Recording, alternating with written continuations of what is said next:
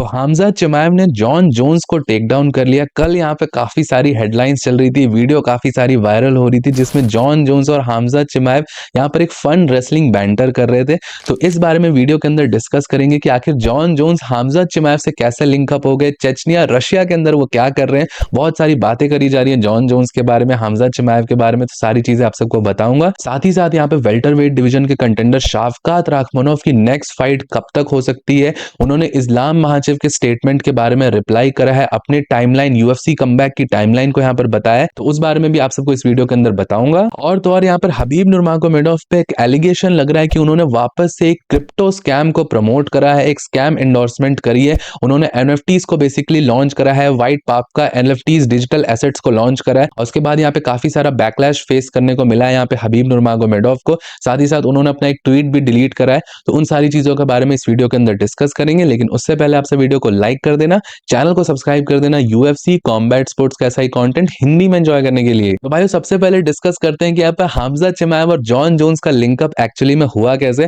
तो अगर आप सबको नहीं पता है तो हामजा चिमाएव और जॉन जोन्स का जो ये लिंकअप हुआ है ये तब हुआ जब जॉन जोन्स ने यहाँ पे रिसेंटली चेचनिया रशिया को ट्रैवल करा। तो अगर आप सबको नहीं पता तो जॉन जोन्स ने रिसेंटली चेचनिया रशिया विजिट करा था, और उस टाइम में यहाँ पर उनकी हामजा चिमाएव के साथ मीटिंग हुई थी। और ये जो क्लिप निकल के आ रही है जिसमें जॉन जोन्स और हामजा चिमाएव रेसल कर रही है, यहाँ पर चेचनिया रशिया की है। तो बेसिकली आप सबको नहीं पता तो जो चेचन प्रेसिडेंट रमजान कादिरोव है, ऐसा कहा जा रहा है कि उन्होंने अपने सन के 18th बर्थडे पे यहाँ पे जॉन जोन्स को इनवाइट करा था, क्योंकि उनका सन भी काफी ज्यादा इंटरेस्टेड रहता है एमएमए के अंदर। आप सब अबू धाबी वाले कार्ड में वो लोग अटेंड भी करते हैं। तो उन्होंने अपने 18th बर्थडे के लिए यहाँ पे जॉन जोन्स को बुलाया। तो ये अपने आप में पहले बात तो बहुत ज्यादा क्रेजी चीज है कि जॉन जोन्स को समन कर लिया गया यहाँ पर 18th बर्थडे के लिए। साथ ही साथ यहाँ पर जॉन जोन्स ने काफी सारी चीजें करी, यहाँ पर फायर आर्म्स वगैरह चलाए, चेचनिया को विजिट करा और उस बारे में बताया। तो बेसिकली एक टूरिस्ट एम्बेसडर की तरह जॉन जोन्स को चेचनिया बुलाया गया था। और तभी भाई यहाँ पर देखा गया कि हामजा चिमाएव और जॉन जोन्स के बीच में एक बेसिकली फन बैंटर हुआ रेसलिंग को, और एक्चुअली टेक डाउन कर भी दिया यहाँ पे हामजा चिमाएव ने। अब ऑब्वियसली ये यहाँ पर एक फन बैंटर था, इससे एक्चुअल कुछ सब्सटेंशियल नहीं निकाला जा सकता कि हाँ इनकी एक पोटेंशियल फाइट होती है तो क्या हामजा सच में ऐसा कुछ कर देगा। जो भी ऐसा सोच रहा है कि ऐसा कुछ हो सकता है, तो पहली बात तो बता दूं कि हामजा चिमाएव एक बहुत हाई लेवल रेसलर है, और जॉन जोन्स ने भी इस चीज को एक्सेप्ट करा कि हामजा चिमाएव एक बहुत फिट और कंडीशन डिसिप्लिन फॉलो कर रहा है, और उसने डेफिनेटली अच्छा यहाँ पर दिखाया। जो भी स्कफल हुआ थोड़ा सा उसमें उसने take down, legitimate take down करा, ये जॉन जोन्स ने एक्सेप्ट करा। बट बहुत सारे लोग इसके बाद ऐसा कह रहे हैं कि जॉन जोन्स की अगर फाइट होती है, हामजा जॉन जोन्स को भी टक्कर दे सकता है ये एमएमए के अंदर। तो ऑब्वियसली ये जो चीज वहां पर हामजा ने करी उसका पावर साइज बहुत है, वो उसने डैनियल कॉर्मियर को भी यहाँ पर मैन हैंडल कर दिया था। बट हम सबको समझना पड़ेगा कि एक एमएमए फाइट होती है। जॉन जोन्स यहाँ पर सिर्फ अपनी रेसलिंग के लिए नहीं जाना चाहता, सिर्फ अपनी स्ट्राइकिंग के लिए नहीं जाना चाहता, और जॉन जोन्स का तो कहना ही है कि उसकी सबसे बेस्ट रेसलिंग नहीं है, सबसे बेस्ट स्ट्राइकिंग नहीं है, लेकिन जब बात यहाँ पर आएगी मिक्स मार्शल आर्ट्स की, जो एमएमए का जो ट्रू एसेंस है, सारी फाइटिंग स्टाइल्स को मिक्स करना, वो जॉन जोन्स सबसे बेस्ट करता है, और इसलिए उसको यहाँ पर ग्रेटेस्ट ऑफ ऑल टाइम भी बोला जाता है मिक्स मार्शल आर्ट्स का। तो ऑब्वियसली भाई जब इनकी एक रियल में फाइट होगी, एक यूएफसी फाइट होगी, तो बहुत डिफरेंट सिनेरियोज निकल के आएंगे। अब रही बात की जॉन जोन्स ने यहाँ पे चेचनिया रशिया को विजिट करा, तो बहुत सारे लोग यहाँ पर यूएस में नाराज हो गए कि उसने एलिजेंस तोड़ दी, यहाँ पे जाके रशिया विजिट क्यों कर रहा है जॉन जोन्स, ऐसे ऐसे चीजें बोली जा रही है। तो ऑब्वियसली जॉन जोन्स का ऐसा कहना है कि उसको नहीं पता चेचन प्रेसिडेंट रमजान कादिरोव के बारे में, बस उसको ये पता है कि वो एक अच्छा होस्ट है, और वो बस एक होस्ट की तरह से उसको इन्विटेशन मिला तो वो गया। और अगर आप सब मेरा ओपिनियन में जानना चाहोगे तो ऑब्वियसली फाइटर को किसी न किसी तरीके से मोनेटाइज करना पड़ेगा। जॉन जोन्स को ऑब्वियसली बहुत तगड़ा पैसा मिला होगा यहाँ पर चेचनिया जाने के लिए, और पहले भी यूएफसी फाइटर्स जा चुके हैं। लास्ट टू लास्ट ईयर यहाँ पर हेनरी सहूडो, कमारू उस्मान और जस्टिन गेची भी यहाँ पर चेचनिया गए थे और वो रमजान कादिरोव से मिले थे। तो ये सारी चीजें चल रही हैं, और ऑब्वियसली एज अ फाइटर आप सब समझ सकते हो जो पॉलिटिक्स चल रही है दुनिया में, जियो पॉलिटिक्स एक बहुत बड़ा टॉपिक है, बहुत डीप इंट्रेंसिक टॉपिक है, और इसके बारे में एक एमएमए फाइटर से ओपिनियन लेना या एक एमएमए चैनल या किसी भी डिस्कस करना मुझे लगता है पूरी तरीके से सही नहीं होगा। बट एट द एंड भाइयों मैं यही चीज बोलूंगा कि ये सारी बहुत कॉम्प्लेक्स टॉपिक है, कौन सही है कौन गलत है, ये सारी चीजें परसेप्शन की होती है। ऑब्वियसली मैं खुद यहाँ पर इस टाइम पे रशिया में हूँ, और रशिया और इन सारी कंट्रीज का परसेप्शन फॉरेन मीडिया के अंदर बहुत ज्यादा अलग तरीके से दिखाया जाता है कि यहाँ पे ये हो रहा है, यहाँ पर ये गलत है, वो गलत है, सारी चीजें खामियां सारी कंट्रीज के अंदर होती हैं। ऑब्वियसली फिर से मैं वही बोलूंगा कि एक एमएमए चैनल है, तो ये वीडियो का जो टॉपिक है वो बहुत ज्यादा डेविएट हो जाएगा। बाकी आप सबका क्या सोचना है इस बारे में मुझे नीचे कमेंट सेक्शन में जरूर बताइएगा। अब बात करते हैं यहाँ पर यूएफसी के वेल्टरवेट डिवीजन के अंदर शाफकात राखमनोव ने फाइनली ओपन अप करा है इंटरव्यू के अंदर। आप सबको नहीं पता, बहुत सारे लोगों का ऐसा मानना है कि शाफकात इस टाइम पे इस्लाम को सबसे कड़ी टक्कर दे सकता है, वही यहाँ पर नंबर 1 कंटेंडर है।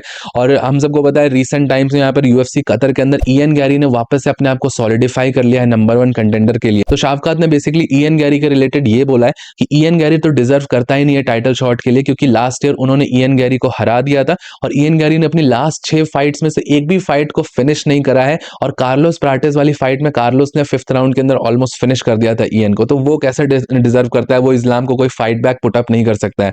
ऑन द अदर हैंड उनका ऐसा मानना है कि वो इस्लाम के लिए सबसे टफेस्ट फाइट होने वाली है। शाफकात वर्सेस इस्लाम सबसे ज्यादा बड़ा मैचअप इस टाइम पे बनाया जा सकता है, क्योंकि शाफकात राखमनोव के पास बहुत इंटेंस स्किल है यहाँ पर, रेसलिंग के अंदर भी बहुत ज्यादा वेल राउंडेड है। तो इस्लाम को सबसे टफेस्ट फाइट दे सकते हैं वेल्टरवेट डिवीजन में। ऑब्वियसली भाइयों, अगर आपसे मुझसे पूछोगे कि कौन ज्यादा बेटर फाइट पुटअप कर सकता है शाफकात वर्सेस इयन गैरी, तो मुझे ऐसा डेफिनेटली रहेगा कि शाफकात राखमनोव अनडिफीटेड है, उसके पास ग्राउंड स्किल्स भी है, तो वो फाइट पुटअप कर सकता है। बट आपको ये भी चीज समझनी पड़ेगी कि टाइटल शॉट जस्टिफाई नहीं हो सकता है। और इस्लाम ने बेसिकली यही बोला है कि शाफकात राखमनोव बहुत लंबे टाइम से बाहर था और आप 1 साल 1.5 साल बाहर रह के यहाँ पे सीधा टाइटल के लिए फाइट नहीं कर सकते हो, क्योंकि डिवीजन बहुत फास्ट मूविंग है।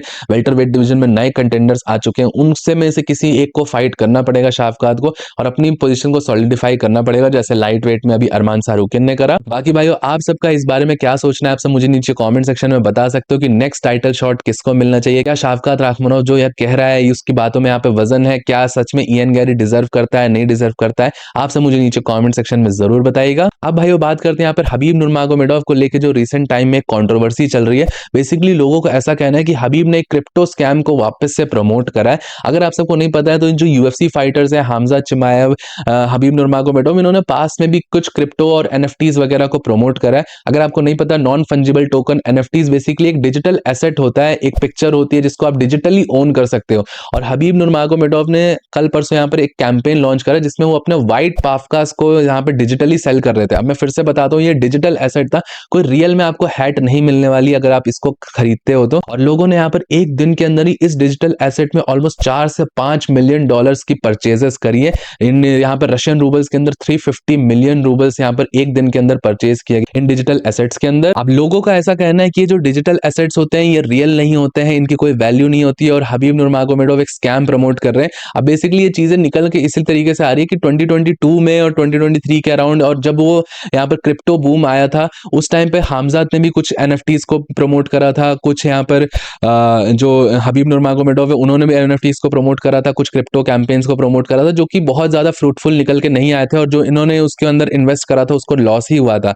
अब भाइयों, हम सबको पता है कि क्रिप्टो एक बहुत वोलेटाइल एसेट माना जाता है यहाँ पर, और one of the most volatile assets है। कभी भी इसके अंदर लॉस हो सकता है और कभी भी इसमें प्रॉफिट हो सकता है। एक टाइम पर मैं जब यहाँ पर कोविड का टाइम चल रहा था, लॉकडाउन वगैरह लग रहा था, तो मैं भी बहुत ज्यादा इंटरेस्टेड था इन सारी चीजों में। इवन दो मैं काफी ज्यादा ब्रोक था कि मैंने कोई एक्चुअल एनएफटी या क्रिप्टो के अंदर यहाँ पर सिग्निफिकेंट इन्वेस्टमेंट करी नहीं, बट स्टिल मुझे भी बहुत ज्यादा इन्वेस्ट था। और ये भी एक एसेट है, जैसे हम स्टॉक्स में इन्वेस्ट करते हैं वैसे क्रिप्टोज एनएफटीज वगैरह भी एक एसेट्स टाइप्स आते हैं। बट हाँ, इसके अंदर रिस्क बहुत ज्यादा इन्वॉल्व होता है, साथ ही साथ इनके अंदर मैनिपुलेशंस और बहुत सारी चीजें भी करी जाती है, रग पुल किया जाता है। और ऐसा कहा जा रहा है कि आज के टाइम पे जो इसमें पैसे डाल रहा है उसके बाद पैसे वापस से डूबने वाले हैं। अगर फॉर एग्जांपल आपको बताऊं तो जो हबीब ने यहाँ पर जो डिजिटल पापका लॉन्च किया, एक सिंगल पापका को ओन करने के लिए डिजिटली, आई नो बहुत सारे लोगों को समझ नहीं आ रहा होगा, डिजिटली इसको ओन करने के लिए अराउंड $150 का वो बिक रहा है।